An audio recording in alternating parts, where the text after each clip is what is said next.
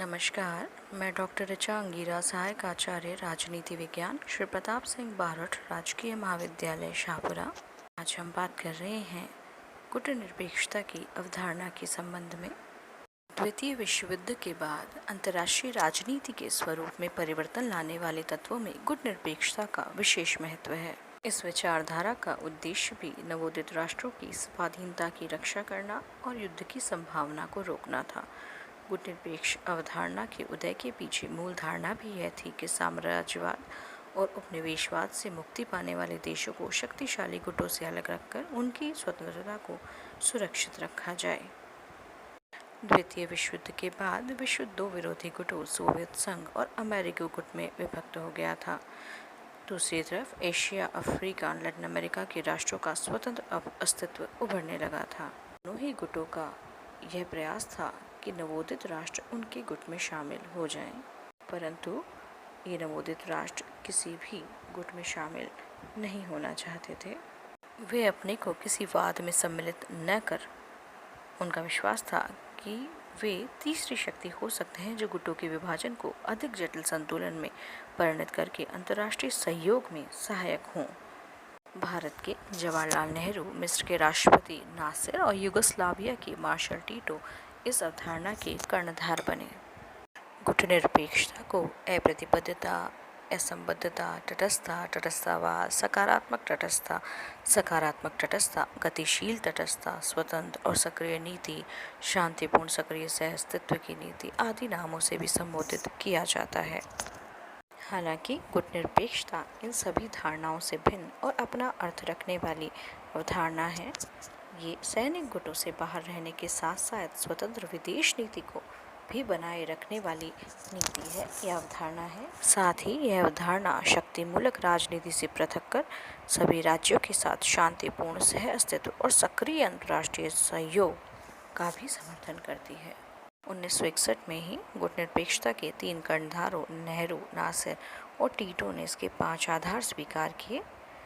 सदस्य देश स्वतंत्र नीति पर चलता हो, सदस्य देश उपनिवेशवाद का विरोध करता हो, सदस्य देश किसी सैनिक गुट का सदस्य न हो और सदस्य देश ने किसी बड़ी ताकत के साथ द्विपक्षीय समझौता न किया हो या सदस्य देश किसी बड़ी ताकत को अपने क्षेत्र में सैनिक अड्डा बनाने की इजाज़त न दी हो।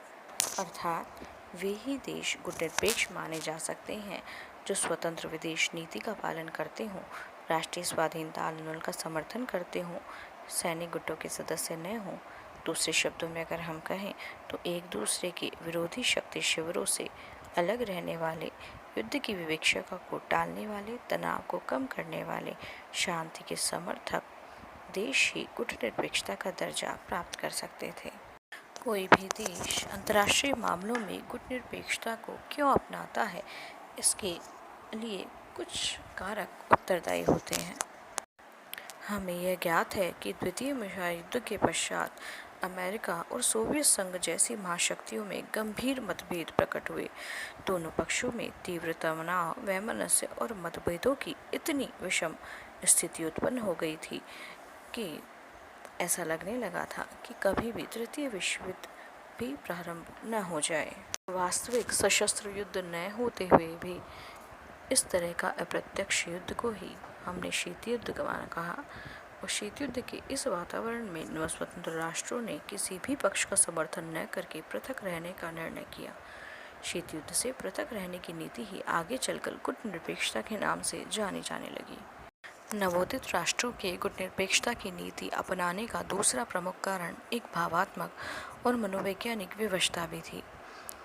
वह ये कि केवल औपचारिक अर्थ में ही वे स्वतंत्र न हों बल्कि शक्तियों के प्रभुत्व और प्रभाव से एकदम मुक्त प्रतीत भी हों। इसलिए इन देशों का मानना था कि अगर किसी भी गुट का सदस्य बन जाएगा तो वे अपनी स्वतंत्र विदेश नीति को नहीं रख सकेंगे। इसलिए इस मनोवैज्ञानिक विवशता के कारण भी गुटनिरपेक्षता की नीति आगे बढ़ी। सन 1945 के पश्चात ही विश्व में 2 गुटों का उदय हो चुका था और सन 1945 से 50 की कालावधि में एशिया और अफ्रीका के अनेक राष्ट्र स्वतंत्र भी हुए थे। ये सभी शोषित और गरीब देश थे और संभलने के लिए समय चाहते थे।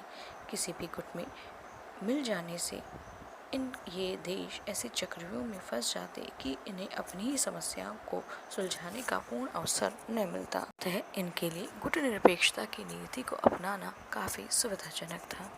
साथ ही नवोदित राष्ट्रों को लगा कि गुटनिरपेक्षता उनके लिए विशेष थे। दोनों गुटों के वैचारिक संघर्ष के संदर्भ में अपने पृथक और विशिष्ट वैचारिक स्वरूप को अक्षुण्ण बनाए रखने का साधन थी।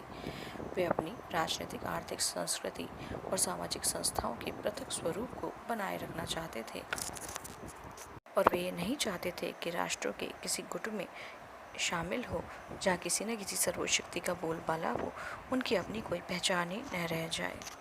इन नवोदित राष्ट्रों का विश्वास था कि राष्ट्रों के बड़े समूह में अपने राष्ट्रीय स्वरूप को लुप्त होने देना अब भी न तो उनके लिए वांछनीय था और न ही व्यवहारिक।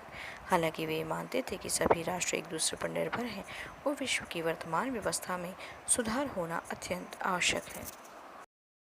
नवोदित एशिया और अफ्रीका के राष्ट्र गुटनिरपेक्षता की नीति के माध्यम से अपने को स्वतंत्र शक्ति के रूप में स्थापित करना चाहते थे और अपनी स्वतंत्र विदेश नीति का संचालन करना चाहते थे। साथ ही गुटनिरपेक्षता का एक अन्य आधार आर्थिक भी रहा। प्राय सभी गुटनिरपेक्ष देश आर्थिक दृष्टि से पिछड़े हुए थे और उनका रहन सहन का स्तर नीचा था।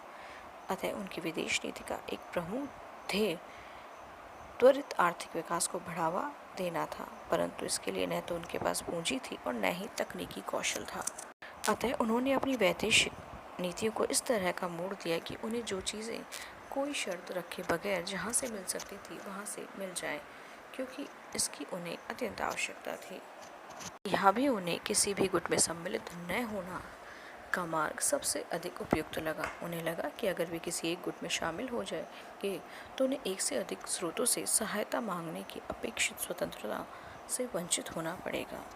इस प्रकार स्पष्ट है कि अंतर्राष्ट्रीय क्षेत्र में गुटनिरपेक्षता की नीति का जो उदय हुआ वह कई परिस्थितियों का परिणाम थी। धन्यवाद।